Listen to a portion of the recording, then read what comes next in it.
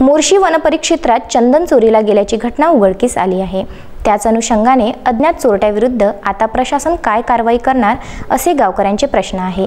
तरी लवकरात लवकर कारवाई करून चोरट्यांना जेरबंद करण्याची मागणी होत आहे। मोर्शी वनपरिक्षेत्रात येणाऱ्या पुसला जंगलामधून लाखो रुपयांच्या किमतीचे चंदन चोरून नेल्याचे दिसत आहे। सोबतच या ठिकाणी हरणाची हाडे सुद्धा आढळलेली असल्याने या ठिकाणी वन्य प्राण्यांची देखील शिकार होत असल्याचा संशय आहे।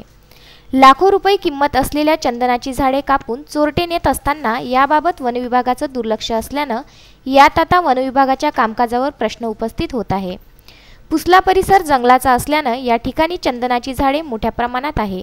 या झाडांना वनविभागाकडून PR नंबर देण्यात येत असला तरी देखील चंदनाची झाडे तोडली जात आहे।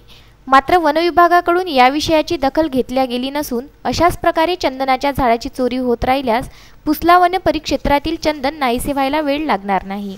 सदर न्यायवाठोडा पुसला राखीव वनक्षेत्र असून या क्षेत्रामध्ये मोठ्या प्रमाणात चंदनाची झाडे व इतर झाडे असून सदर भागामध्ये 3 वर्षापासून सतत चंदनाची चोरी होत असून या घटनेकडे शासनाने अजूनपर्यंत लक्ष दिले नाही। अशीच जर या भागामध्ये चंदन चोरीचे प्रकरण राहिले तर भविष्यामध्ये चंदनाचं झाड या भागामध्ये होतं हे असं म्हणजे पाहून सुद्धा झाड आपल्याकडे सापडणार नाही। त्यामुळे वन विभागाने या संबंधित प्रकरणाची चौकशी करून आणि सदर क्षेत्र हे मोठ्या प्रमाणात असून यामध्ये अतिरिक्त बंदोबस्त तगडा करून जे या प्रकरणामध्ये अगोदर आरोपी सिद्ध झालेले व्यक्ती असेल त्यांची सुद्धा चौकशी करावी, जेणेकरून या भागामध्ये होत असलेली तस्करी, चंदनाची तस्करी, वन्य प्राण्यांची शिकार व बाकी घटना घडामोडी याला पूर्णपणे आळा बसेल।